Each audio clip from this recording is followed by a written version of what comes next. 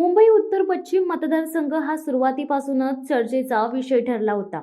कारण उद्धव ठाकरे यांनी निवडणूक जाहीर होण्यापूर्वीच 9 मार्चला सध्या शिंदे सेनेत असलेले खासदार गजानन कीर्तीकर यांचे चिरंजीव अमोल कीर्तीकर यांची उमेदवारी जाहीर करत आघाडी घेतली होती.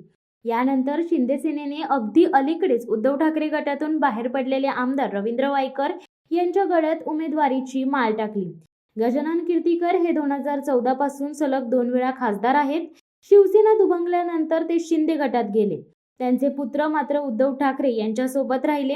अमोल कीर्तीकर यांच्यावर कोरोना काळात झालेल्या खिचडी वाटपातील कथित गैरव्यवहारात सहभाग असल्याचा आरोप आहे. त्यामुळे उमेदवारी जाहीर होताच त्यांना ईडीचे समन्स आले. उद्धव सेनेत असलेल्या रवींद्र वायकर यांच्यावर जोगेश्वरी येथे पंचतारांकित हॉटेलच्या इमारतीशी संबंधित गैरव्यवहारात सहभाग असल्याचा आरोप होता. वायकर यांचीही ईडी चौकशी सुरू होती. त्यांनी अलीकडेच शिंदे सेनेत प्रवेश केल्याने वायकर यांना येथून उमेदवारी जाहीर करण्यात आली. 19 उमेदवार या ठिकाणी रिंगणात असले तरी खरी लढत कीर्तीकर आणि वायकर यांच्यात आहे.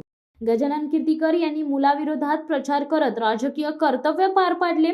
मात्र आता मतदारांचा कल नेमका कोणाकडे जातो हे ठामपणे सांगता येत नाही. अमोल कीर्तीकर हे पहिल्यांदाच लोकसभेची निवडणूक लढवत आहेत.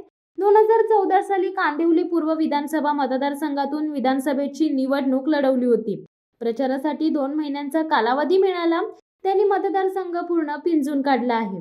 त्यांच्या 2दा मतदारसंघाचा प्रचार फेऱ्या झाल्या असून सकाळ संध्याकाळ प्रचार फेऱ्या काढून मतदारांशी संपर्क साधला आहे. वडील खासदार असल्याने गेल्या 10 वर्षात मतदारसंघाशी थेट संपर्क असल्याने तसा हा मतदारसंघ त्यांच्यासाठी काही नवीन नाही.